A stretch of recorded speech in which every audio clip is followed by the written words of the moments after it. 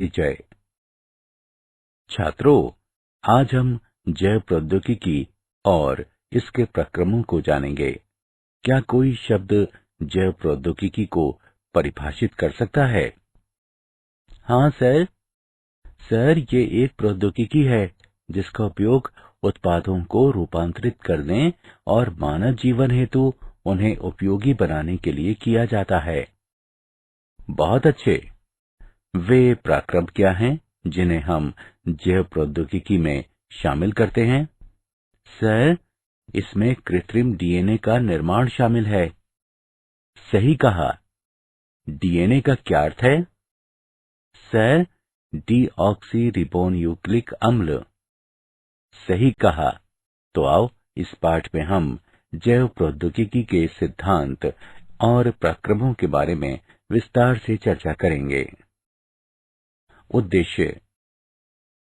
इस पाठ के अंत में आप निम्न करने में सक्षम हो जाएंगे: जैव प्रौद्योगिकी के सिद्धांतों का वर्णन करना, एक कृत्रिम पुनर्योगज डीएनए अणु के निर्माण का वर्णन करना, पुनर्योगज डीएनए प्रौद्योगिकी के साधनों का वर्णन करना, डीएनए खंड के पृथक्करण एवं विलयन की चर्चा करना, क्लोनिंग संवाहक का वर्णन करना, पुनर्योगज डीएनए प्रौद्योगिकी के प्रक्रमों का वर्णन करना। जैव प्रौद्योगिकी के सिद्धांत। जैव प्रौद्योगिकी एक तकनीक है जिसमें उत्पादों को बनाने या रूपांतरित करने, पौधों या जंतुओं में सुधार करने के लिए या विशिष्ट उपयोग हेतु सूक्ष्म जीवों का विकास करने के लिए जीवों का उपयोग किया जाता है। आधुनिक जैव प्रौद्योगिकी के विकास में निम्न दो तकनीकों का योगदान है: आनुवंशिक इंजीनियरिंग, आनुवंशिक पदार्थ की प्रकृति को बदलने की तकनीक, और या आनुवंशिक पदार्थ को अन्य परपोषी जीवों में प्रवेश कराकर इसके समलक्षणी में परिवर्तन करना। जैव प्रौद्योगिकी उत्पादों के निर्माण के लिए रोगाणु रहित दशाओं में केवल वांछित सूक्ष्मों या कोशिकाओं की अधिक संख्या में वृद्धि और गुणन को सुगम बनाने की तकनीक। आनुवंशिक इंजीनियरिंग के सिद्धांतों का विकास। संकरण उत्पादों में सुधार के लिए पादप प्रजनन और जंतु प्रजनन में उपयोग की जाने वाली पारंपरिक विधि है। इसमें प्रायः वांछित जीन के साथ साथ अवांछित जीन का समावेश भी हो जाता है। संकरण की कमियों को दूर करने के लिए आनुवंशिक इंजीनियरिंग द्वारा पुनर्योगज डीएनए विकसित किया जा सकता है। विजातीय डीएनए या कृत्रिम डीएनए से जुड़ा परपोषी डीएनए पुनर्योगज डीएनए कहलाता है। प्रतिकृति का मूल डीएनए का अनुक्रम है, जिस स्थान पर प्रतिकृतियन या एक गुणसूत्र प्लाज्मिड या वायरस पर शुरू होता है। जीवाणु, प्लाज्मिड तथा छोटे वायरसों सहित छोटे डीएनए के लिए एकल मूल ही पर्याप्त है। बड़े डीएनए में अनेक मूल होते हैं और डीएनए प्रतिकृतियन उन सभी मूलों पर शुरू होता है। कृत्रिम पुनर्योगज डीएनए अणु का निर्माण। जब विजातीय डीएनए प्रतिकृति के मूल से जुड़ा होता है तो परपोषी जीव में डीएनए प्रतिकृति एवं गुणित हो सकते हैं। ये डीएनए क्लोनिंग कहलाता है। कृत्रिम पुनर्योगज डीएनए का निर्माण। प्लाज्मिड अतिरिक्त गुणसूत्र डीएनए हैं जो एक जीवाणु से दूसरे जीवाणु तक जीन या डीएनए स्थानांतरित कर सकते हैं। वे साल्मोनेला टाइफीमोरियम के प्लाज्मिड से प्रतिजैविक प्रतिरोधी जीन को प्रतिबंधन एंजाइम्स द्वारा काटकर अलग करते हैं। पृथक जीन डीएनए लिगेज एंजाइम द्वारा प्लाज्मिड से जुड़ा हुआ था। ये पुनर्योगित डीएनए पात्रे बनाता है जो प्रयोगशाला की दशाएं हैं। इस पुनर्योगज डीएनए को साल्मोनेला से काफी मिलते जुलते इशारिकिया कोलाई जीवाणु में स्थानांतरित किया जाता है। प्रतिजैविक प्रतिरोधी जीन ई कोलाई में प्रतिकृति बना सकते हैं और बहुप्रतियां बनती हैं। ये जीन क्लोनिंग कहलाता है। जीव के आनुवंशिक रूपांतर में निम्न चरण होते हैं। वांछित जीन युक्त डीएनए की पहचान, चिन्हित जीन का परपोषी में स्थानांतरण, स्थानांतरित डीएनए को परपोषी में सुरक्षित रखना तथा उसकी संतति में स्थानांतरित करना। पुनर्योगज डीएनए तकनीक के साधन। प्रतिबंधन एंजाइम। प्रतिबंधन एंजाइम न्यूक्लिएजेस कहलाने वाले एंजाइमों के वर्ग में आते हैं। ये एंजाइम डीएनए द्विकुंडलिनी को विशिष्ट अनुक्रम पर काट सकते हैं। ये दो प्रकार के होते हैं, एक्सोन्यूक्लिएज, एंडोन्यूक्लिएज। एक्सोन्यूक्लिएज ये एंजाइम डीएनए के सिरों से न्यूक्लियोटाइड को अलग करते हैं। एंडोन्यूक्लिएज ये डीएनए के भीतर विशिष्ट स्थलों पर काटते हैं। ये एंजाइम डीएनए में पैलिंड्रोमिक न्यूक्लियोटाइड अनुक्रम कहलाने वाले विशिष्ट अनुक्रमों की पहचान करते हैं। पैलिंड्रोमिक न्यूक्लियोटाइड अनुक्रम ये 4 युग्म का अनुक्रम है जो पढ़ने के अभिविन्यास को समान रखने वाले दोनों लड़ियों में एक जैसा पढ़ा जाता है।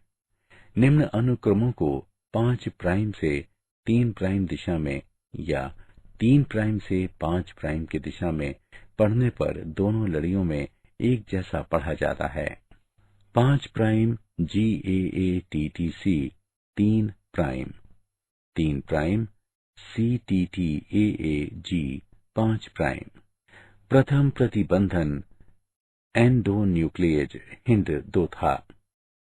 प्रतिबंधन एंडोन्यूक्लिएज एंजाइम की क्रिया द्वारा पुनर्योगज डीएनए के निर्माण में चरण। कुछ जीवाणुओं में प्रतिबंधन एंजाइम प्राकृतिक रूप से पाए जाते हैं और विषाणुओं के विरुद्ध रक्षा तंत्र के रूप में कार्य करते हैं। प्रत्येक प्रतिबंधन एंजाइम एक विशिष्ट स्थल यानी पहचान स्थल पर काटता है जहां न्यूक्लियोटाइड्स का एक विशिष्ट अनुक्रम पाया जाता है। प्रतिबंधन एंजाइम EcoR1 में निम्न पहचान स्थल होते हैं, GAATTC, CTTAAG। इसका अर्थ है कि EcoR1 इस अनुक्रम में केवल G और A के बीच काटेगा। चरण 1, EcoR1 के लिए पहचान स्थल युक्त डीएनए का एक खंड नीचे दिया गया है। चरण 2, EcoR1 डीएनए लड़ी को पहचान स्थल पर काटता है, G और A के बीच। चरण 3, डीएनए लड़ी विखंडित हो जाती है। इससे खुले न्यूक्लियोटाइड्स या चिपचिपे छोर वाले डीएनए खंड उत्पन्न होते हैं। अन्य प्रतिबंधन एंजाइम उदाहरण के लिए हिंद 2 में सीध में काटता है और बंद न्यूक्लियोटाइड वाले डीएनए खंड उत्पन्न करता है। ये खंड अनासंजी सिरे कहलाते हैं। चिपचिपे सिरे और अनासंजी सिरे एक अन्य डीएनए एंजाइम लीकेज द्वारा बंधन कहलाने वाली प्रक्रिया में आपस में जोड़े जा सकते हैं। डीएनए लीकेज डीएनए की मरम्मत और प्रतिकृतियन में शामिल होते हैं। लीकेज का कार्य बंधन कहलाने वाली प्रक्रिया में डीएनए खंडों को पुनः जोड़ना है। डीएनए खंड 4 युग्म रेखा का उपयोग करके आपस में जुड़ जाते हैं। डीएनए के एक खंड के खुले न्यूक्लियोटाइड्स दूसरे डीएनए खंड के लिए 4 युग्मों द्वारा आकर्षित किए जाते हैं। खंड एंजाइम डीएनए लीकेज द्वारा जुड़े होते हैं जो खंडों को उनकी शर्करा फॉस्फेट रीढ़ पर जोड़ते हैं। यदि डीएनए खंड अलग अलग स्रोतों से है तो पुनर्योजन डीएनए उत्पन्न होता है। डीएनए का उत्पादन। पुनर्योगज डीएनए का उत्पादन प्रतिबंधन एंजाइम EcoR1 की क्रिया के परिणाम स्वरूप होता है और बंधन को निम्नलिखित आरेख में दर्शाया गया है। एंजाइम दोनों डीएनए को समान आमाप पर काटता है। उसके बाद दोनों डीएनए खंडों को चिपचिपे सिरों पर जोड़ा जा सकता है और इसके फलस्वरूप पुनर्योगज डीएनए बनता है। डीएनए खंड का पृथक्करण एवं विलयन।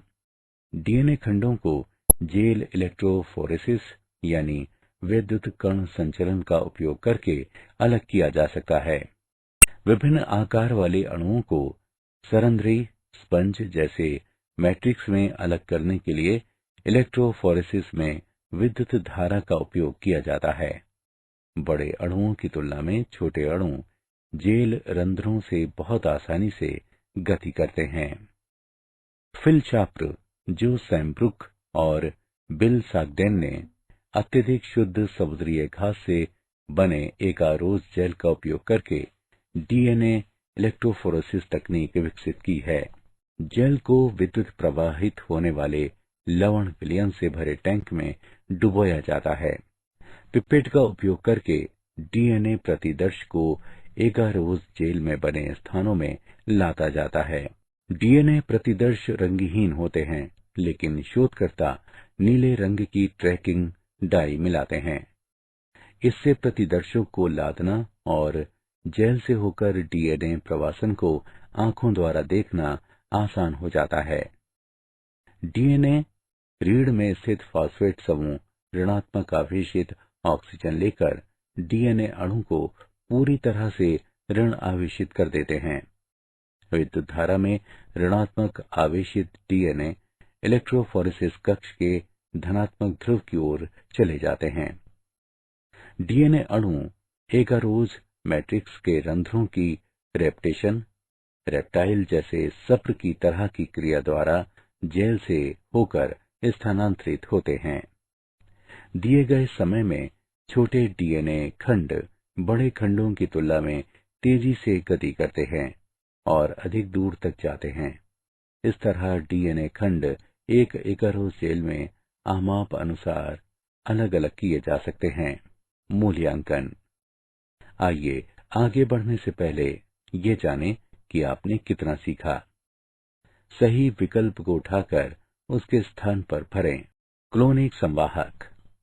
एक डीएनए अणु जो विजातीय डीएनए को एक परपोषी की कोशिका में ले जाता है, जीवाणु कोशिका के भीतर प्रतिकृति बनाता है और स्वयं की अनेक प्रतियां उत्पन्न करता है, और विजातीय डीएनए क्लोनिंग संवाहक कहलाता है। क्लोनिंग संवाहक प्रतिबंधन एंजाइमों के लिए अगले महत्वपूर्ण साधन हैं। सामान्य क्लोनिंग संवाहक प्लाज्मिड और जीवाणुभोजी हैं। एक संवाहक में क्लोनिंग को आसान करने के लिए निम्न विशेषताओं की आवश्यकता होती है।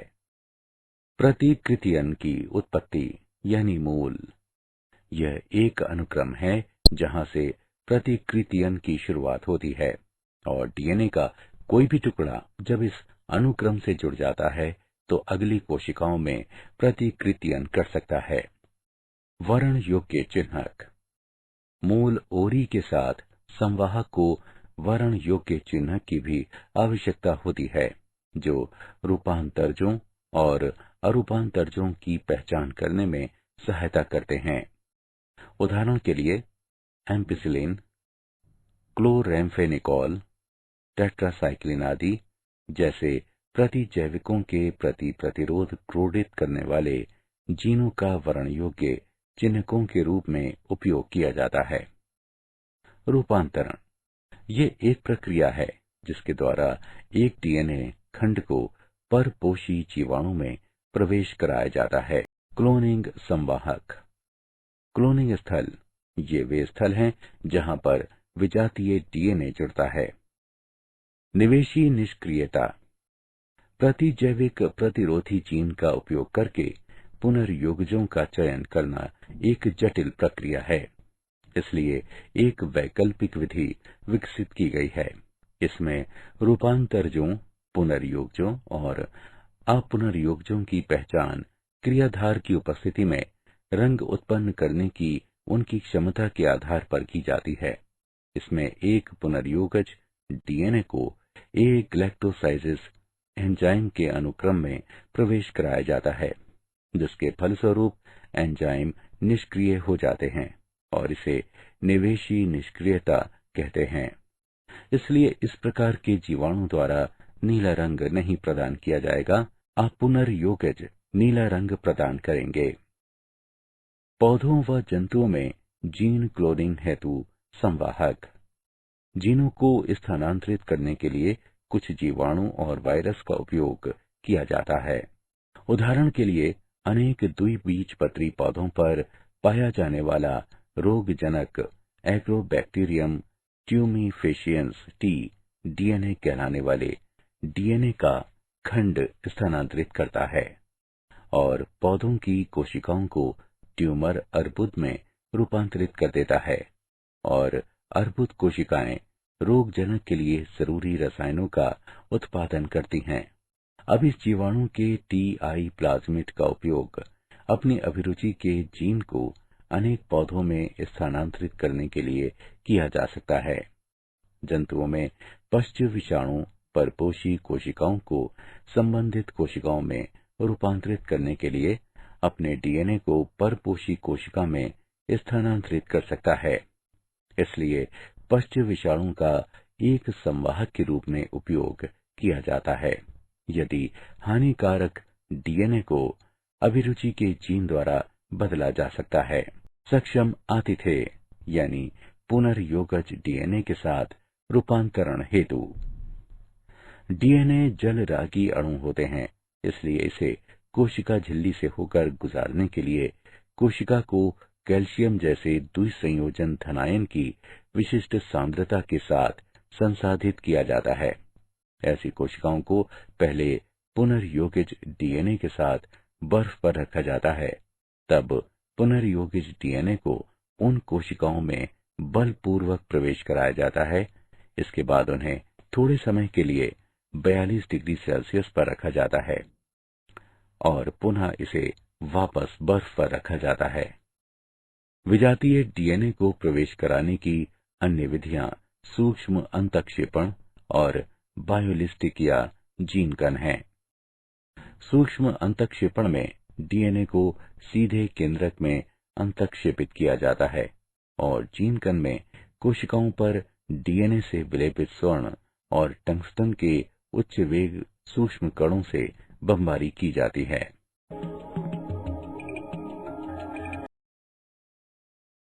पुनर्योगज के पराक्रम। पुनर्योगज डीएनए तकनीक में अनेक चरण शामिल होते हैं, जैसे आनुवंशिक पदार्थ डीएनए का पृथक्करण, डीएनए को विशिष्ट स्थलों पर काटना, पीसीआर का उपयोग करके अभिरुचि के जीन का प्रवर्धन, परपोषी कोशिका या जीव में पुनर्योगज डीएनए का निवेशन, बाहरी जीन उत्पाद प्राप्त करना, अनुप्रवाह संसाधन, आनुवंशिक पदार्थ डीएनए का पृथक्करण। प्रतिबंधन एंजाइम की क्रिया के लिए डीएनए को शुद्ध रूप में प्राप्त किया जाना चाहिए। ये लाइसोजाइम, सेलुलोज, काइटिनेज जैसे एंजाइमों से जीवाणु कोशिकाओं को संसाधित करके किया जाता है। डीएनए हिस्टोन, प्रोटीन और आरएनए के साथ गुंधे रहते हैं।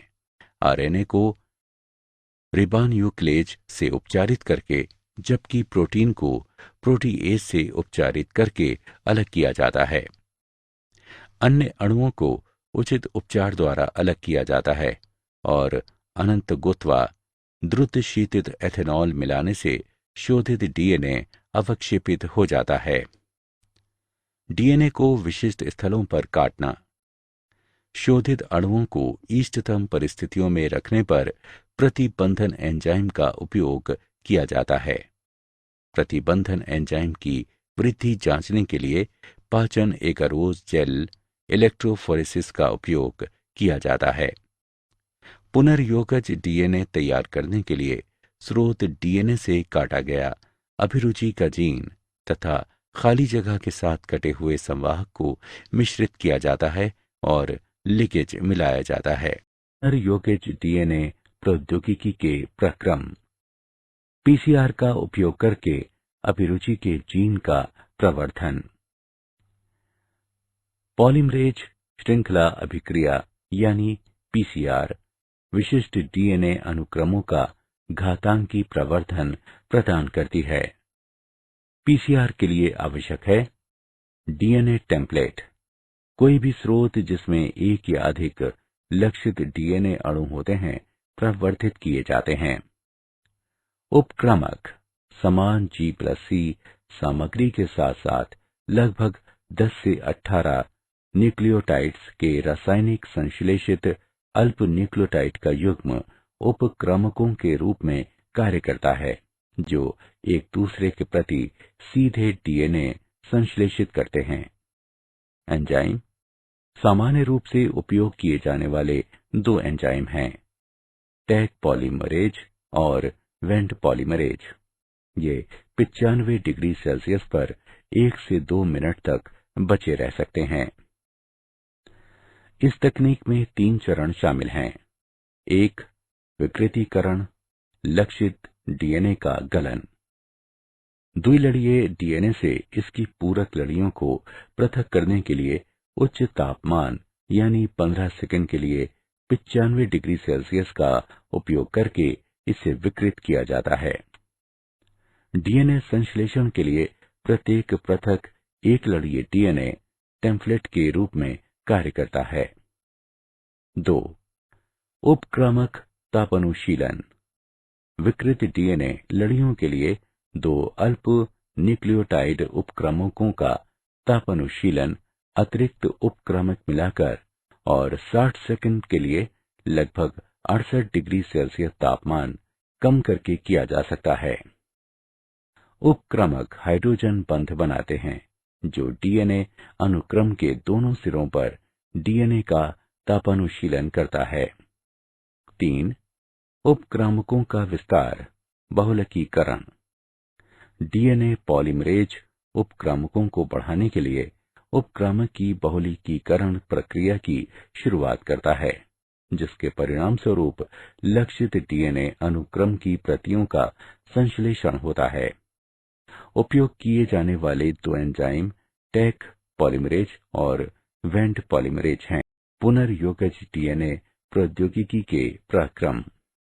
परपोषी कोशिका या जीव में पुनर्योगज डीएनए का निवेशन। यदि पुनर्योगज डीएनए को, जिसमें प्रतिजैविक एम्पिसिलिन प्रतिरोधी जीन स्थित होता है, ई कोलाई कोशिकाओं में स्थानांतरित किया जाता है, तो परपोषी कोशिका एम्पिसिलिन प्रतिरोधी कोशिकाओं में रूपांतरित हो जाती हैं। इस स्थिति में एम्पिसिलिन प्रतिरोधी जीन वर्ण योग्य चिन्ह कहलाता है। बाहरी जीन उत्पाद प्राप्त करना। विजातीय डीएनए जीन अभिव्यक्ति द्वारा वांछित प्रोटीन उत्पन्न करने के लिए प्रायः गुणित हो जाता है। जब प्रोटीन कूटलेखन जीन किसी विषमजात परपोषी में अभिव्यक्त होता है तो इसे पुनर्योगज प्रोटीन कहते हैं। अधिक मात्रा में उत्पादों को उत्पन्न करने के लिए 100 से 1000 लीटर आयतन वाले बायोरिएक्टर का उपयोग किया जाता है। बायोरिएक्टर वृद्धि परिस्थितियों यानी तापमान, पीएच, क्रियाधार, लवण, विटामिन, ऑक्सीजन का उपयोग करके वांछित उत्पाद प्राप्त करने के लिए अनुकूलतम परिस्थितियां प्रदान करता है। प्रायः विलोडन प्रकार के बायोरिएक्टर का उपयोग किया जाता है जो सामान्यतः बेलनाकार होते हैं या जिनके आधार घुमावदार होते हैं। विलोडक बायोरिएक्टर में ऑक्सीजन उपलब्धता व उसके मिश्रण का काम करते हैं। विकल्पतः हवा बुलबुले के रूप में बायोरिएक्टर में भेजी जा सकती है। एक बायोरिएक्टर में निम्न घटक होते हैं: 1 प्रक्षोभक तंत्र, ऑक्सीजन प्रदाय तंत्र, झाग नियंत्रण तंत्र, तापक्रम नियंत्रण तंत्र, पीएच नियंत्रण तंत्र और प्रतिचयन प्रद्वार। पुनर्योगज डीएनए प्रौद्योगिकी के प्रक्रम। अनुप्रवाह संसाधन। इसमें पृथक्करण व शोधन शामिल है। इसे सामूहिक रूप से अनुप्रवाह संसाधन कहते हैं। औषधि के मामले में ऐसे संरूपण को चिकित्सीय परीक्षण से गुजारते हैं। अनुप्रवाह संसाधन प्रत्येक उत्पाद के लिए भिन्न भिन्न होता है। क्या आप जानते हैं आनुवंशिक रोगों से नवजात शिशुओं की मृत्यु के बारे में पहले से डॉक्टरों को ये पता चल जाता है कि इसके लिए कौन दोषी है। अब वैज्ञानिकों ने नियमित चिकित्सा देखभाल के लिए जीन मैपिंग के करीब पहुंचकर 1 सप्ताह के बजाय कुछ ही दिनों में उन शिशुओं के डीएनए के कुछ लेखन का एक तरीका खोज लिया है। सिर्फ 50 घंटों में हम नवजात शिशु के जीनोम का विकोडन और व्याख्या कर सकते हैं। सारांश। आइए हमने जो कुछ सीखा है उसे संक्षेप में दोहराएं। जैव प्रौद्योगिकी एक तकनीक है जिसमें उत्पादों को बनाने या रूपांतरित करने, पौधों या जंतुओं में सुधार करने के लिए या विशिष्ट उपयोग हेतु सूक्ष्म जीवों का विकास करने के लिए जीवों का उपयोग किया जाता है। संकरण की कमियों को दूर करने के लिए आनुवंशिक इंजीनियरिंग द्वारा पुनर्योगज डीएनए विकसित किया जा सकता है। जब विजातीय डीएनए प्रतिकृति के मूल से जुड़ा होता है तो परपोषी जीव में डीएनए प्रतिकृति व गुणित हो सकते हैं। ये डीएनए क्लोनिंग कहलाता है। प्रतिजैविक प्रतिरोधी जीन ई कोलाई में प्रतिकृति बना सकते हैं और बहुप्रतियां बनती हैं। ये जीन क्लोनिंग कहलाता है। प्रतिबंधन एंजाइम डीएनए द्विकुंडलिनी को विशिष्ट अनुक्रम पर काट सकते हैं। पुनर्योगज डीएनए प्रतिबंधन एंजाइम EcoR1 और बंधन की क्रिया द्वारा उत्पन्न किए जा सकते हैं। डीएनए खंडों को जेल इलेक्ट्रोफोरेसिस यानी वैद्युत कण संचलन का उपयोग करके अलग किया जा सकता है। एक डीएनए अणु जो विजातीय डीएनए को एक परपोषी की कोशिका में ले जाता है, जीवाणु कोशिका के भीतर प्रतिकृति बनाता है और स्वयं की अनेक प्रतियां उत्पन्न करता है और विजातीय डीएनए क्लोनिंग संवाहक कहलाता है। पुनर्योगज डीएनए तकनीक में अनेक चरण शामिल होते हैं। आनुवंशिक पदार्थ यानी डीएनए का पृथक्करण, डीएनए को विशिष्ट स्थलों पर काटना, पीसीआर का उपयोग करके अभिरुचि के जीन का प्रवर्धन, परपोषी कोशिका जीव में पुनर्योगज डीएनए का निवेशन, बाहरी जीन उत्पाद प्राप्त करना,